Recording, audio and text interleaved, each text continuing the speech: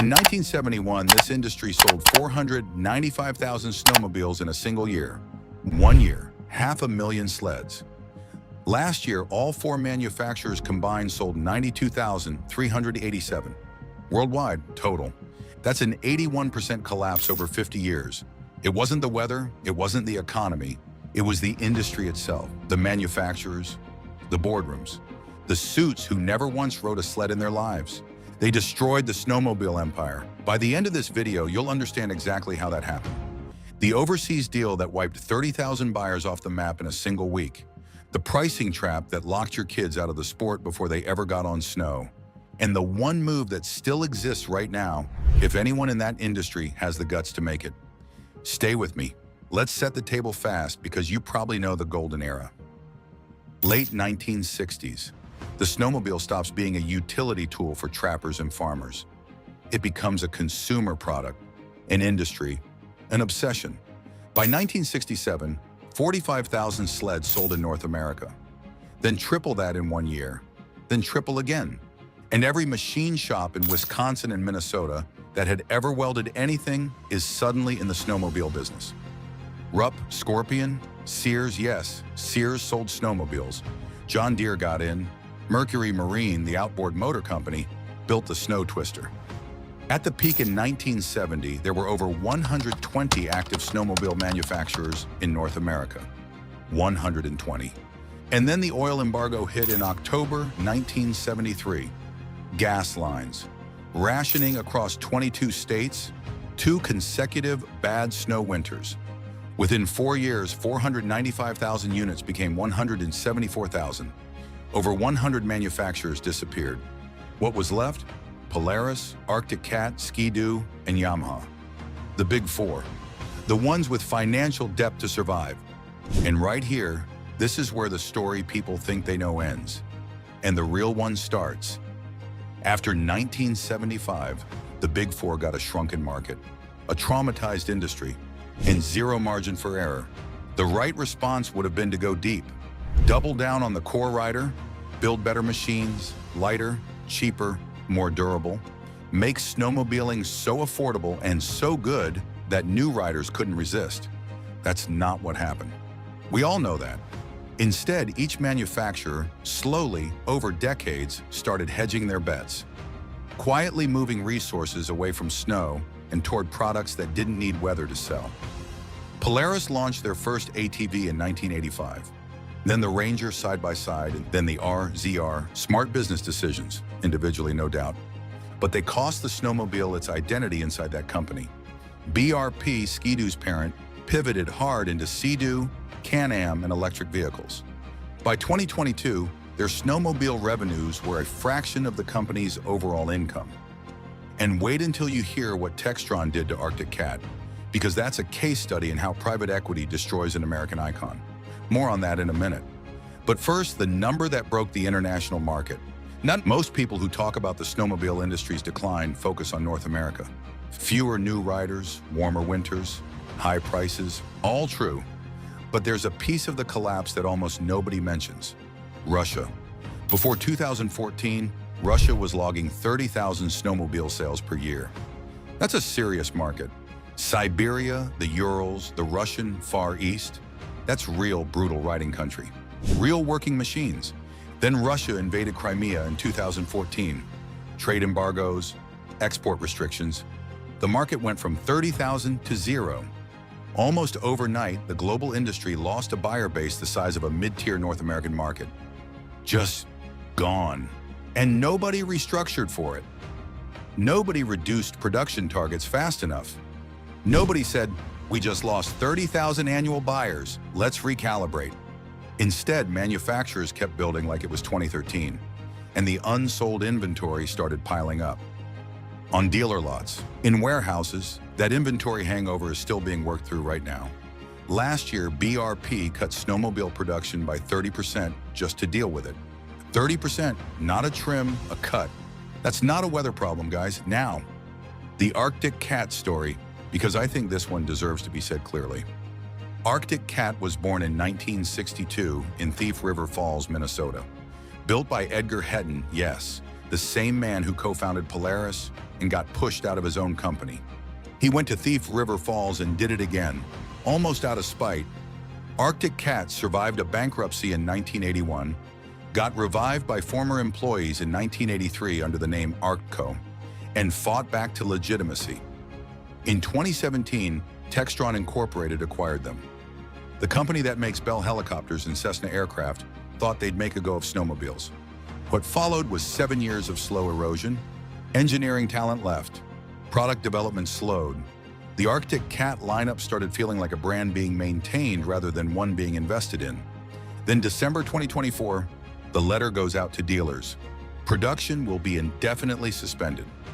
Both the Thief River Falls plant, 530 workers, and the St. Cloud engine facility, 30 workers, shut down. Textron taking a $30 to $40 million write-down on inventory. Arctic Cat, the brand Edgar Hetton built twice, gone quiet in 2025 while a defense contractor from Rhode Island figures out what to do with it. If that doesn't make you angry, I don't know what will. Quick pause. If this is hitting you somewhere real, hit that like button right now. Small channel, it genuinely helps. And keep watching, because the next part is where it gets personal. The dealer network, the local family-owned shops that kept this sport alive for generations, has been in serious decline. When manufacturers started prioritizing ATVs and side-by-sides over sleds, the snowmobile-specific dealers got squeezed. Some got pressure to carry full powersports lineups they couldn't afford to stock. Mostly lost their territory to larger multi-line mega dealers. The independent guy who'd been running a snowmobile shop in rural Michigan since 1978 knew every trail, knew every regular customer by name. He simply couldn't compete with a consolidated dealer group carrying 20 product lines. And right now in 2026, the dealers who survived that consolidation are drowning in unsold inventory. New sleds sitting on showroom floors from model years 2023 and 2024. Flooring costs eating margins every month. Manufacturers offering late-season discounts just to clear units, which trains buyers to wait.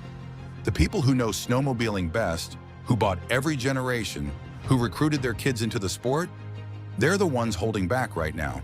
And they're not wrong to. I support them. Let me be honest about climate, because I know it's an argument. Climate change is real. Winters are getting shorter. Snowpacks are thinning in the Midwest and Great Lakes. 3 consecutive bad snow seasons in the Northeast. The winter of 2023 to 2024 basically skunked the entire upper Midwest for rideable conditions. But climate didn't cause the structural problems in this industry. It accelerated them. The pricing problem was already real. A top trail sled today runs $16,000 to $22,000. That's not a weather problem. That's an economics problem. The aging rider issue was already documented. Average snowmobiler age in North America, 54 years old, up from 40 in 2010. That's a year of aging per year, meaning new riders are not replacing the ones who are winding down. The dealer consolidation was already happening. The manufacturer identity crisis was already baked in. A bad winter just forces all of it to the surface at once. It removes the buffer that good snow years create. It shows you what the business actually looks like underneath, and what it looks like in 2026 is fragile. Yamaha is out. They'll sell Arctic Cat machines under the Yamaha badge through a supply deal, but Yamaha as a snowmobile builder is gone. Arctic Cat is suspended, looking for a buyer. Polaris had an 82% earnings drop in Q3 2024. Stock went from over $110 to $51, 10% of their entire workforce cut. BRP is cutting production by 30%. That's all 4 manufacturers in serious trouble, simultaneously. I want to spend a minute on the price thing, because it connects everything. The industry keeps pointing at soft consumer demand and macroeconomic headwinds in their earnings calls. That's not true. It's just a polite way of saying we built ourselves into a corner. Every generation of sled got heavier, more electronically complex, more expensive to produce, more expensive to buy, more expensive to service. The 2003 Ski-Doo Rev MXZ weighed 423 pounds and launched at a price competitive with any trail sled on the market. The 2026 equivalent, 498 pounds and $16,000 plus before destination, A turbocharged top-spec trail sled today can push past $22,000. $22,000. For a machine that needs a specific season, that requires a trailer to transport. That has $200 annual registration. That needs storage. That gets serviced at a dealer with proprietary software. The 24-year-old guy who might have gotten into snowmobiling if a decent entry-level sled existed, he's out. He's not in the sport. He never got in the door. That's not just a lost sale, mind you. That's a lost future buyer. A lost recruiter of other riders, a lost trail club member. The industry literally priced away the pipeline it desperately needs to survive. Here's where it gets crazy though. Right now in 2026, the used sled market is doing something the manufacturers can't explain away. Good used sleds are moving. Clean 2009 to 2012 Rev XP E-Tech models selling for $3,500 to $5,500. Solid mid-2010s. Polaris Indy models going for $4,000 to $7,000. Rideable machines at prices that actually make sense for a first or second buyer. Meanwhile, new units are sitting. Dealers are cutting $3,000 off MSRP in February just to move inventory. Manufacturers are offering free extended warranties to compensate. The market is telling you exactly where the ceiling is. It's not at $22,000. It's not even at $16,000 for most buyers. And a manufacturer who listened to that signal, who built a genuinely capable, modern, sub-$10,000 trail sled and sold it through a streamlined dealer network, would own this market right now. Nobody's doing it because none of the four manufacturers who are left have the financial headroom to take that risk right now, which is the trap. The same trap that killed those 100 manufacturers in 1975. Heck, when you're fighting to survive, you don't invest in the future. You sell what's on the floor today. Drop a comment right now. What's the last sled you bought and what did you pay? I want to see the real numbers because the manufacturers definitely aren't sharing them. Let me show you the honest worst case. If the median rider age is 54 today and it's been climbing a year per year for the past decade, the core market is aging out faster than it's being replaced. If the used market keeps absorbing buyers who would have bought new, the manufacturer revenue base keeps shrinking. If two of the four manufacturers are either exited or suspended, Yamaha and Arctic Cat, the remaining two, Polaris and BRP, become a duopoly. And duopolies don't compete for pricing.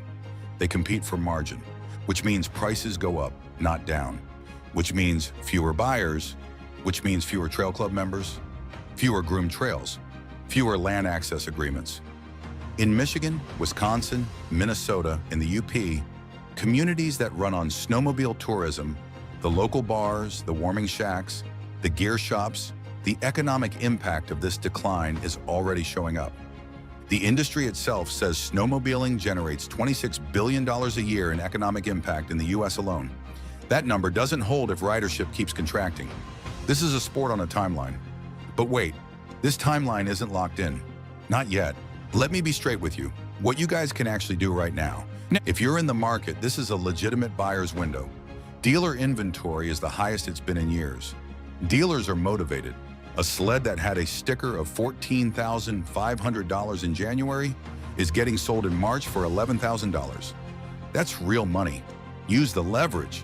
Don't be shy about it. Walk in with a number. They'll meet you closer than you think.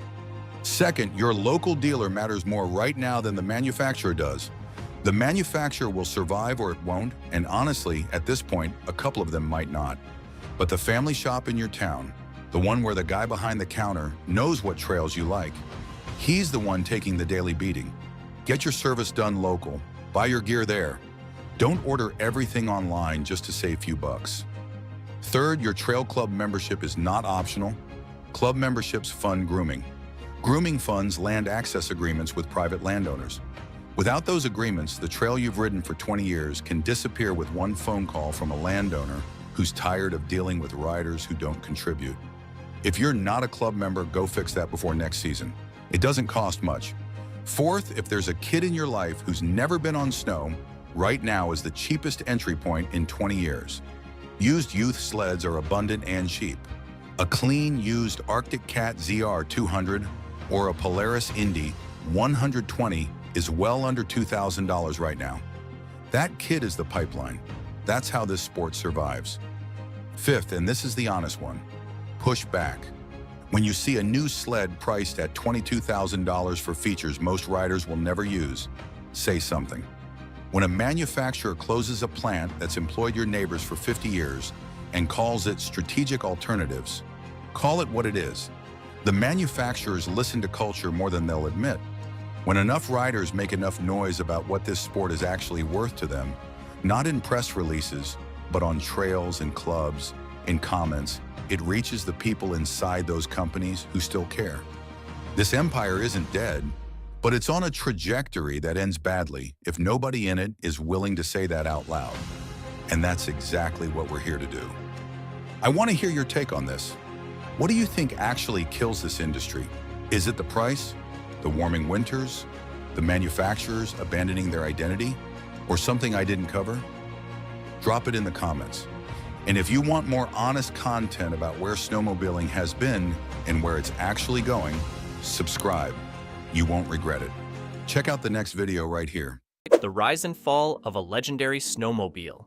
The machine they didn't want you to have. What you're about to hear is the story of the most controversial snowmobile ever built.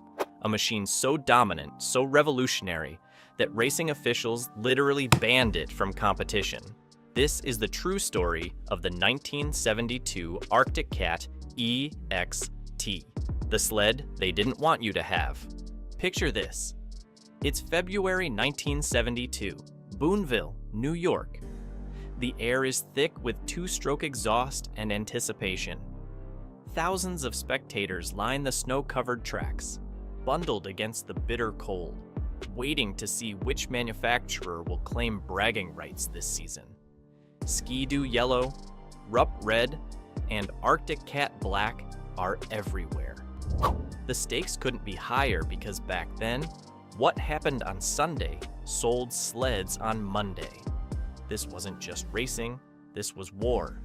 The Great Stock Racing War, and Arctic Cat was about to drop a bomb. The early 1970s were absolutely insane for snowmobiling. We're talking about an era when over 100 manufacturers were fighting for survival, when 500,000 snowmobiles sold in a single year, when racers could win enough prize money at a big event to actually pay for their sled. Crowds of 40 to 50,000 people would pack into places like Eagle River, Wisconsin, and Ironwood, Michigan, just to watch these machines scream around oval tracks. The noise was literally deafening. No joke, completely deafening. And the racing mattered because it drove everything. Ski-Doo had become the top-selling brand in the business largely because of their track victories, and Arctic Cat was hungry to take that crown. Now, to understand why the 72 EXT became so controversial, you need to understand what stock racing was supposed to be.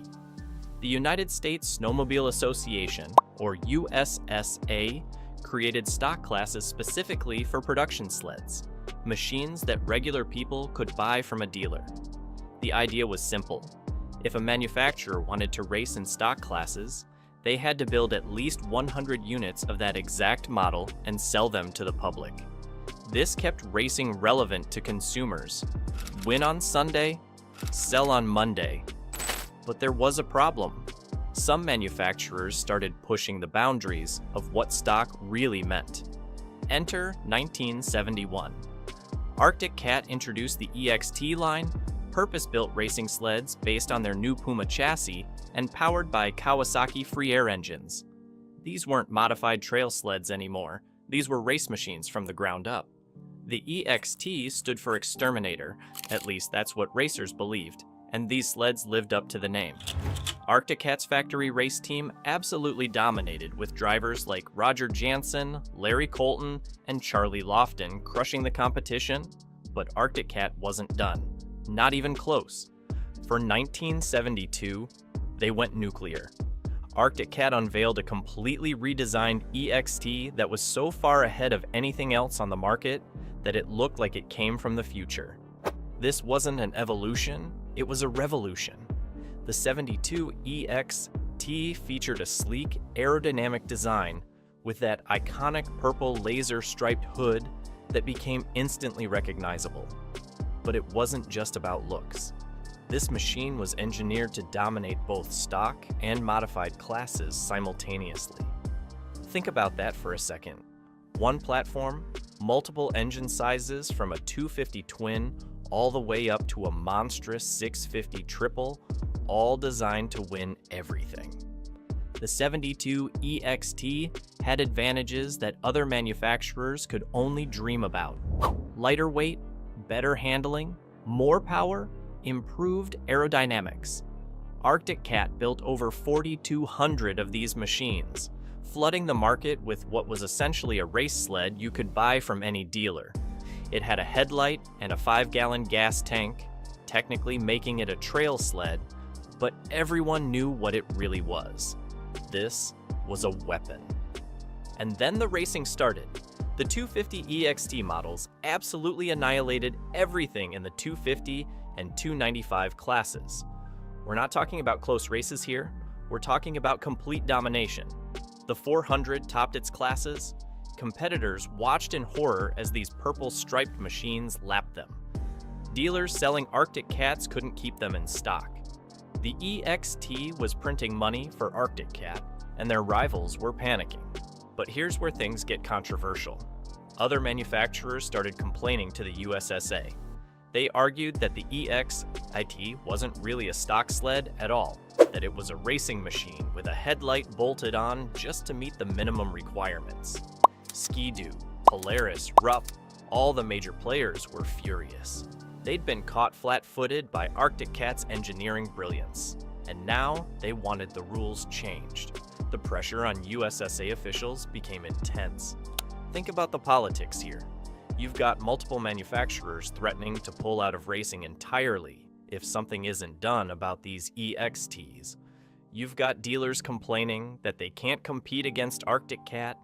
You've got racers who'd invested in other brands getting destroyed every single weekend. And then it happened. The USSA dropped the hammer. They banned all 1972 EXTs from stock competition, every single one. 250, 290, 340, 400, 440, 650, didn't matter. If it said EXT on the hood, it was out. Arctic Cat and their loyal racers were absolutely blindsided. This wasn't just a rule change. This was the governing body of snowmobile racing essentially admitting that one manufacturer had built something so good that it broke their entire classification system. Arctic Cat wasn't going down without a fight. They lawyered up and took the USSA to court. The legal battle was brutal. On one side, you had Arctic Cat arguing they'd followed all the rules, built way more than the required 100 units, and simply out-engineered the competition. On the other side, you had the USSA and rival manufacturers claiming the EXT was never intended to be a real production sled. The courtroom drama lasted months while the racing season hung in limbo. Finally, a compromise was reached. The 250 and 400 EXT models were allowed back into stock racing, but the 290 and 340, arguably the most competitive classes, were permanently restricted to modified competition only. This was a partial victory at best. Arctic Cat had proven their sleds were legal, but they'd also been effectively neutered in the classes that mattered most for sales. Here's what's wild though. Despite the ban, despite the controversy, despite everything, the 1972 EXT became the most commercially successful race sled ever built. Think about that. They tried to kill it and it became legendary instead. The platform that debuted in '72 continued as the basis for the 73 and 74 El Tigre, the Arctic-built 75 Suzuki Fury, and every Jag through 1981. Its influence extended into other Arctic Cat models for an entire decade. You can draw a direct line from that 72 EXT to the modern performance sleds we ride today. But the ban had consequences that went way beyond Arctic Cat. It fundamentally changed what stock racing meant and what snowmobiles manufacturers built. Before the EXT controversy, most manufacturers were selling two-up family sleds with fan-cooled engines. These were utility machines that happened to be fun. After the EXT, everything shifted to single-seat performance sleds with free air engines designed specifically for speed. The family sled market went into permanent decline. Racing had forced manufacturers to build better, faster, more exciting machines, but it had also narrowed their focus dramatically. Competitors scrambled to respond. Ski-Doo completely abandoned their traditional engine-on-a-steel tunnel design to create the TNT Free Air, a contemporary design specifically engineered to match the EXT. This new template with a front-mounted engine in an aluminum chassis would be used for all new Bombardier snowmobiles going forward. Polaris updated their TX line. Rupp developed the Nitro. Everyone was chasing Arctic Cat, trying to build their own version of what the EXT had pioneered. The irony is brutal. Arctic Cat built a machine so good that it changed the entire industry, forced their competitors to innovate, and created the modern performance snowmobile category. But they also triggered a backlash that resulted in their flagship model being banned from the competitions that made it famous. It's the classic innovator's dilemma. Be too far ahead of everyone else, and they'll change the rules to slow you down. For the racers who owned 72 EXTs, the ban was devastating. Many had invested thousands of dollars in what they believed was a legal stock race sled. Suddenly, their machines were either completely illegal or relegated to classes where they couldn't compete effectively against purpose-built modified sleds. Some modified their EXTs with aftermarket parts, trying to make them competitive in mod classes. Others chopped holes in the hoods, added louvers, anything to squeeze out more performance from the free air engines that hated excess heat. You can still find 72 EXTs today, with all sorts of owner modifications from that era. Desperate attempts to keep racing machines that had been outlawed from their natural habitat. The purple laser-striped hood became a symbol of rebellion. Owning an EXT meant you'd bought the machine they tried to ban, the sled that was too fast, too advanced, too dominant. It was snowmobiling's muscle car, the performance machine that scared the establishment. And just like classic muscle cars, EXTs became increasingly valuable as time went on. Today, finding an original 72 EXT in good condition is like finding treasure. They're worth anywhere from $300 to over $800 depending on condition and originality, which might not sound like much. But for a 50-year-old snowmobile, that's serious collector money. The story gets even more interesting when you look at what happened to Arctic Cat as a company. Through the 70s, they continued to dominate racing and push performance boundaries. But the industry was changing. The 1973 oil crisis hit hard. Warmer winters affected sales. Over 90 of those 100-plus manufacturers went bankrupt or got acquired by bigger companies. The boom times were over. By 1981, even mighty Arctic Cat, the company that had built the legendary EXT, filed for Chapter 11 bankruptcy. The banks who'd loaned them $48.5 million got nervous and called in the debt.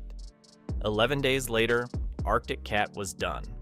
Or so everyone thought. But here's where the story becomes almost mythical. In 1984, a new company called Arctco was formed by former Arctic Cat executives who refused to let the brand die. They bought the rights, the tooling, the name, everything. Arctic Cat rose from the ashes like a phoenix. They started building sleds again, continuing the legacy that the EXT had established. The brand that had been killed by bankruptcy came back stronger, eventually becoming one of the big four manufacturers alongside Ski-Doo, Polaris, and Yamaha. The 72 EXT taught the industry crucial lessons. It proved that purpose-built race sleds could be commercially successful production machines. It demonstrated that consumers wanted performance, not just utility. It showed that innovation could be so disruptive that it literally breaks the established rules. And maybe most importantly, it revealed that in snowmobiling, just like in any competitive industry, being the best isn't always enough. Sometimes politics, business interests, and fear of change matter more than pure engineering excellence. Looking at modern snowmobiles, you can see the EXT's DNA everywhere. Today's high-performance sleds with their lightweight chassis, powerful engines, and race-bred suspensions are direct descendants of what Arctic Cat pioneered in '72. The idea that a snowmobile should be a finely tuned performance machine rather than just winter transportation, that came from the EXT era. The connection between racing success and consumer sales, that relationship was forged in the crucible of the stock racing wars when the EXT dominated everything in sight. Think about what Arctic Cat accomplished. They built a machine so revolutionary that it forced the entire industry to evolve or die. They created a sled so dominant that racing officials had to rewrite the rules. They proved that a relatively small manufacturer from Thief River Falls, Minnesota, could out-engineer giants like Bombardier. The '72 EXT wasn't just a snowmobile, it was a statement. It said that innovation matters, that engineering excellence can overcome bigger budgets and established market positions, and that sometimes the best way to win is to change the game entirely. If you're enjoying this deep dive into snowmobile history, do me a favor and smash that like button. This channel is still growing, and your support helps me create more content about the legendary machines that shaped powersports. And hit subscribe so you don't miss future videos about the sleds, bikes, and stories that changed everything. The ban of the '72 EXT represents one of the most controversial moments in motorsports history. It wasn't like modern racing, where technical regulations are incredibly detailed and specific. Back then, stock racing had relatively simple rules, and Arctic Cat found a way to maximize performance within those rules. When they succeeded too well, instead of other manufacturers stepping up their game, they lobbied to have the rules changed retroactively. Imagine if that happened in modern racing.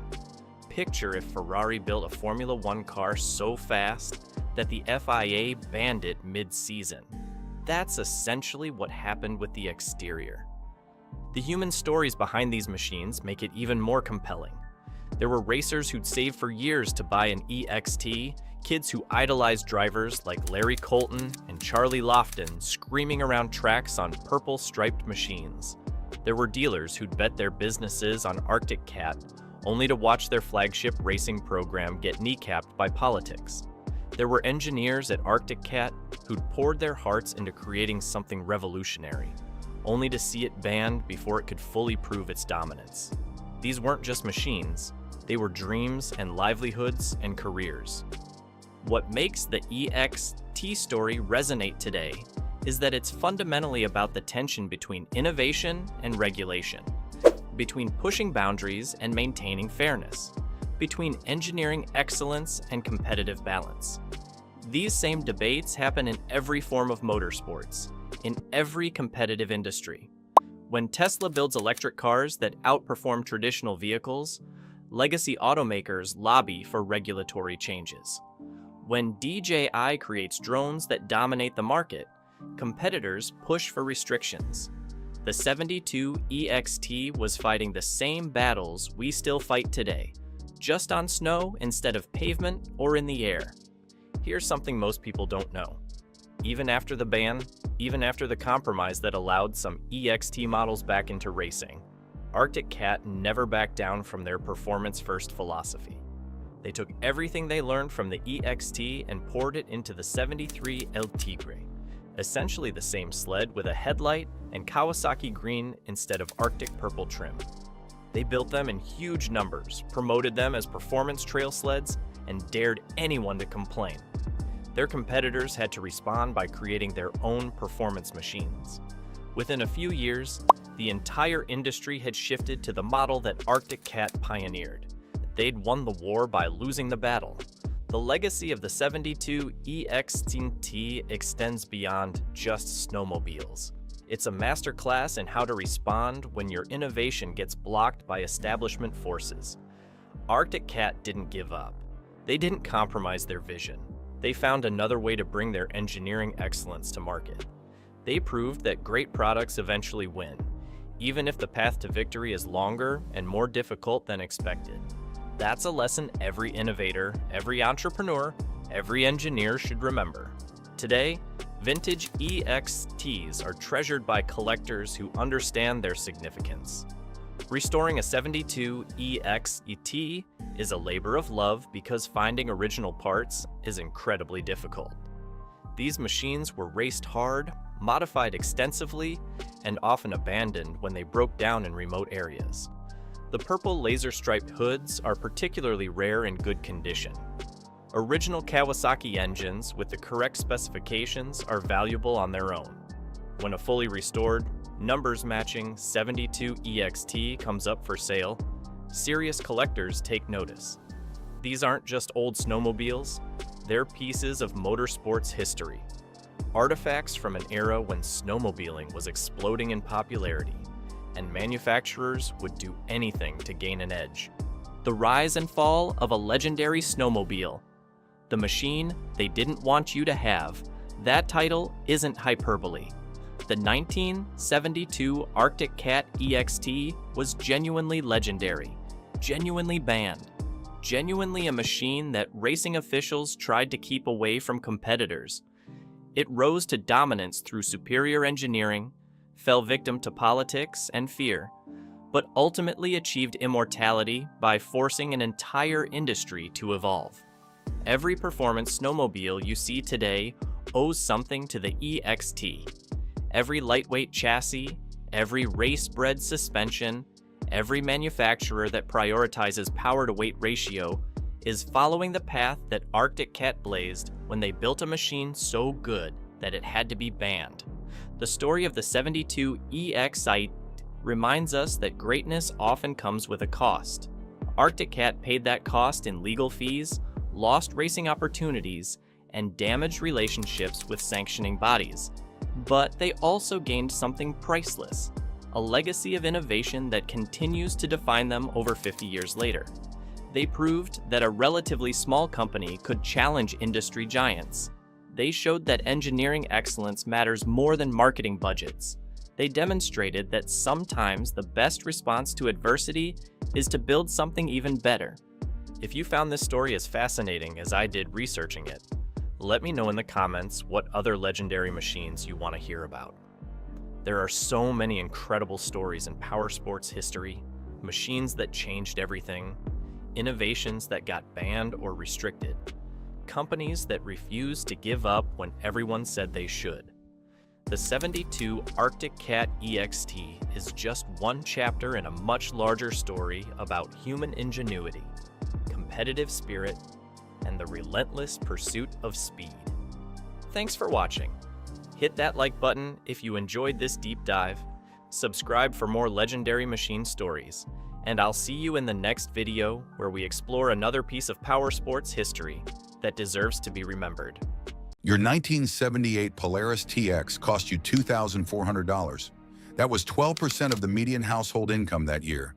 You saved up for 6 months, maybe a year. You brought it home on a trailer, and that machine became part of your family. Today's equivalent sled costs $18,500. That's 26% of household income. Same basic machine, same purpose, same dream, but double the financial burden. That's not inflation. That's not progress.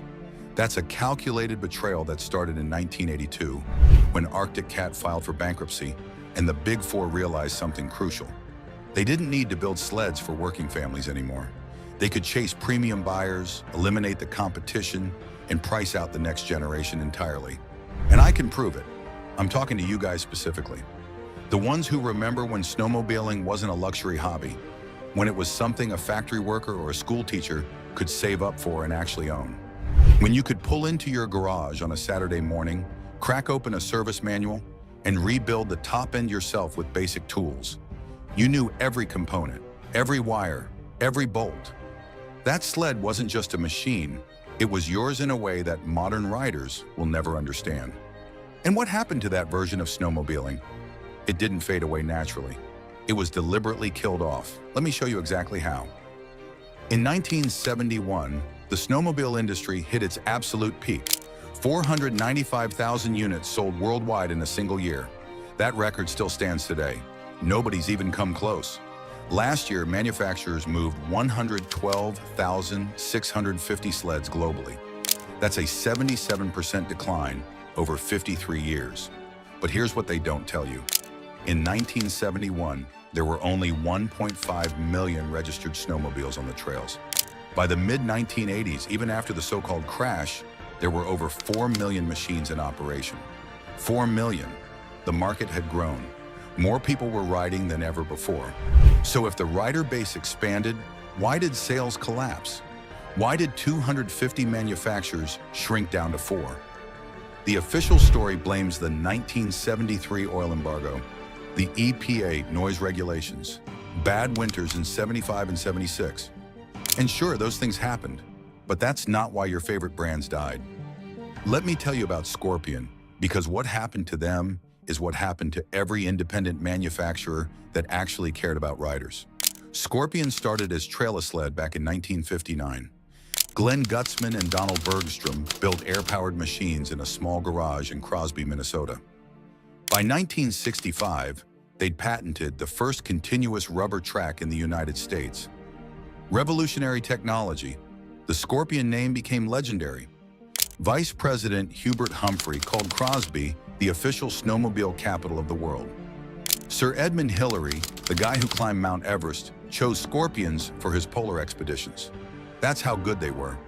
By 1969, Scorpion employed over 400 people and was producing 20,000 machines annually. They made everything in-house.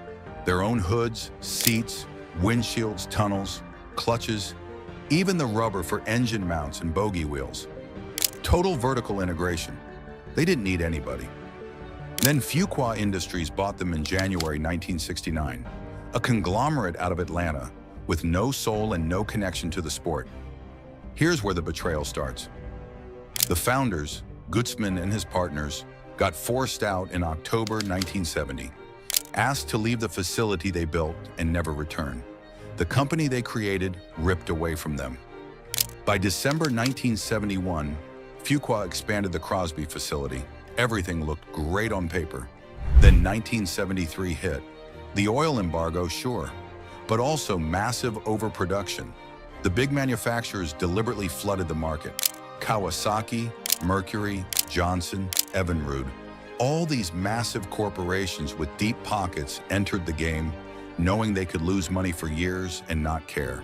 Scorpion couldn't. The layoffs started. 360 employees down to 120, almost overnight. The company got sold again in 1973 to a management group that tried desperately to save it. And they tried hard. God, they tried. The Whip model in 1975 was brilliant. Lightest sport sled in the industry. One of the quietest. Snowgoer magazine ranked it at the top in comfort, handling, and fuel economy. Stock whips were winning races. Brad Hewlings rode one to second place at Eagle River. Roger Ebert finished the Winnipeg to St. Paul La Ferme 500 on a stock whip. These weren't factory race sleds. These were machines you could buy at the dealer and actually compete on. Didn't matter. Arctic Cat bought Scorpion in 1978, hoping to save the brand. By 1979, they shut down the Crosby facility and moved production to Thief River Falls. In February 1981, Arctic Cat itself filed for Chapter 11 bankruptcy. Scorpion died with them in 1982. 22,000 machines at their peak. Gone. And it wasn't because their sleds were bad. If this sounds familiar, hit that subscribe button right now, because we're just getting started and you need to hear what happened next. Snowjet. Beautiful blue sleds powered by Yamaha engines, partnered with one of the most reliable engine manufacturers on Earth. By the early 70s, they were selling tens of thousands annually. Kawasaki bought them in 1976. By 1980, the brand was dead. Rupp Industries started in the 50s making go-karts. By the 70s, their nitro and snow sport models were performance legends. Fast, sleek, built for riders who wanted adrenaline. Financial troubles in 1973. Sold off assets. Out of business by 1978. Roloflex in Saskatchewan got a $2 million Canadian government grant in 1970. The catch? They had to abandon farm equipment manufacturing and focus only on snowmobiles. By April 1974, they filed for bankruptcy. Mercury Marine started selling snowmobiles in 1968. Their first model was so catastrophically bad, they told dealers to burn them and send photos for refunds. But by 1973, the Snow Twister was dominating race circuits. Racing's success didn't translate to retail sales. They quit. John Deere, Harley-Davidson, Johnson, Evinrude, Massey Ferguson, Chaparral, even J.C. Penney and Montgomery Ward sold their own branded machines. All gone. This is what actually happened. The Big Four didn't just survive by luck, they engineered the consolidation. In 1972, when sales dipped slightly to 460,000 units, nobody panicked. There were 2 million registered sleds on the trails. The market seemed indestructible, but the manufacturers started a race to the bottom. Not on price, on volume. Bombardier alone produced 262,500 snowmobiles in 1971. 250,000 sleds from one company. That's overproduction on purpose. Flood the market, drive down margins. The big players could absorb losses for years. The small, independent manufacturers couldn't. They were using their own savings, their own mortgages, their own families' futures. Then came the EPA noise regulations. Quieter sleds, better for everybody, right? Except testing and remanufacturing costs crushed the smaller guys. The big companies had research and development budgets in the millions. They had engineers on salary. The little manufacturers were working out of garages and small facilities, trying to compete with corporations. Once again, the 1973 oil embargo was real. Gas prices tripled.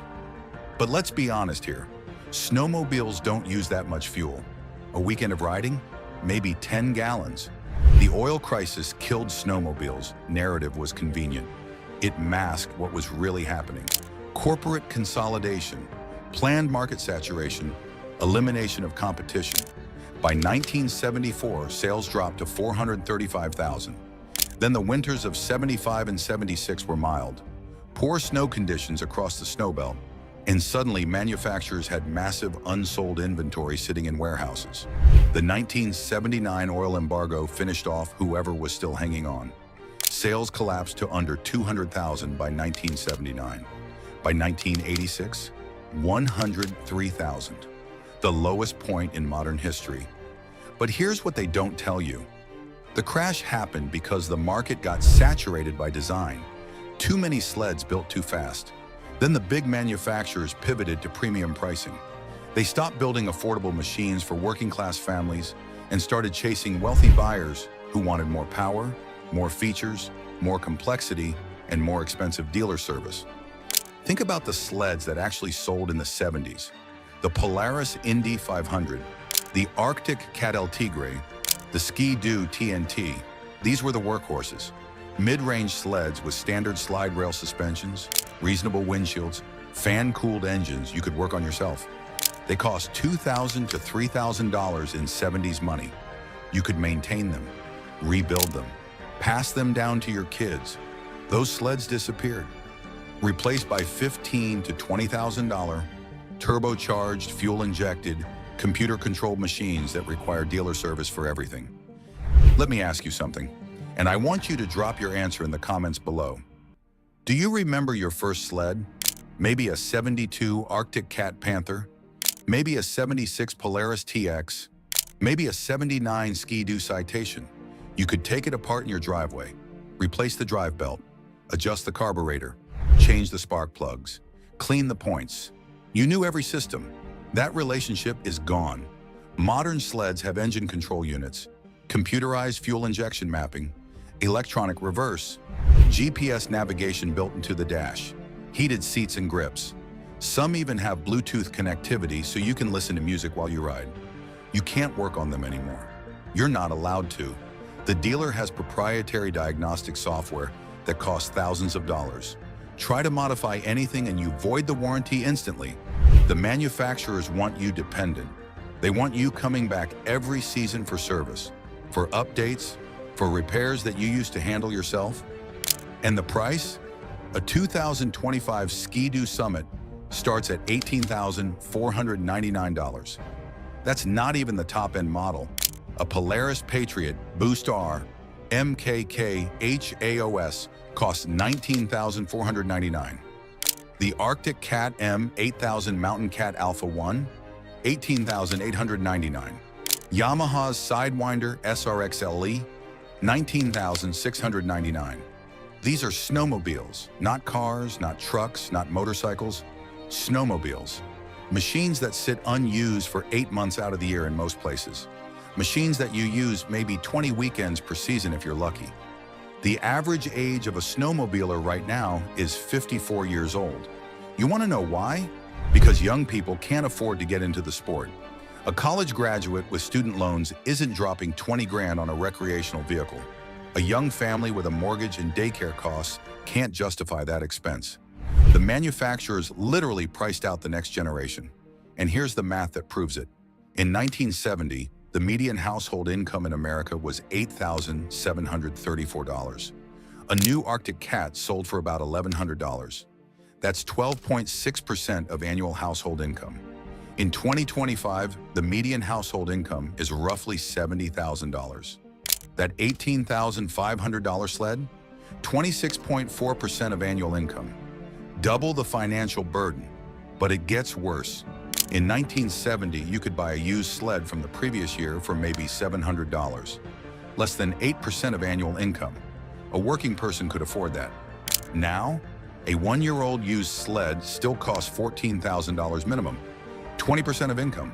The manufacturers killed the affordable used market by making sleds so complex and computer-dependent that anything older than 5 years becomes a maintenance nightmare. And racing, the absolute heart of innovation and community, got completely corporatized. In the 70s, you could watch a guy win Eagle River on Saturday and then see that same sled model at your local dealer on Monday.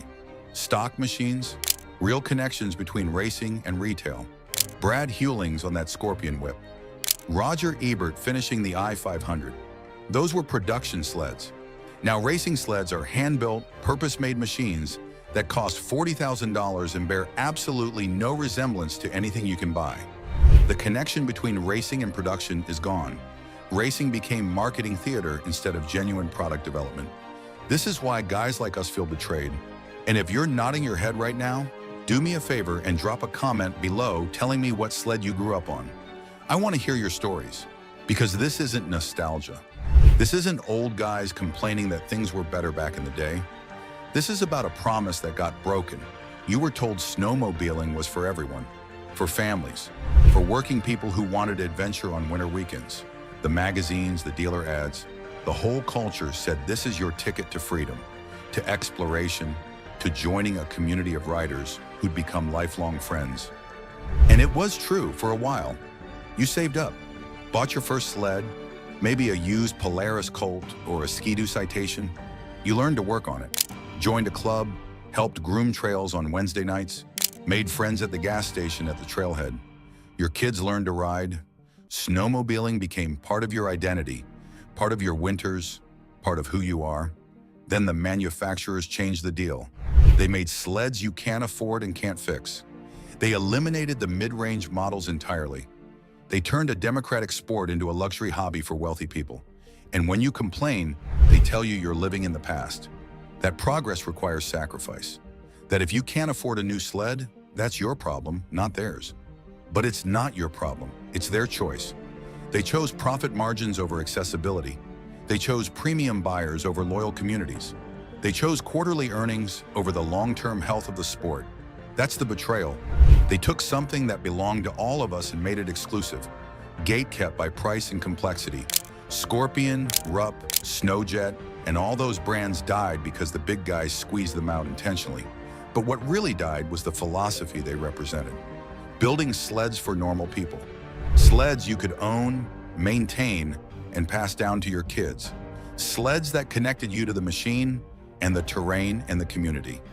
There are 1.3 million registered snowmobiles in the United States right now, over 559,000 in Canada, but only 41,588 new sleds were sold in America last year.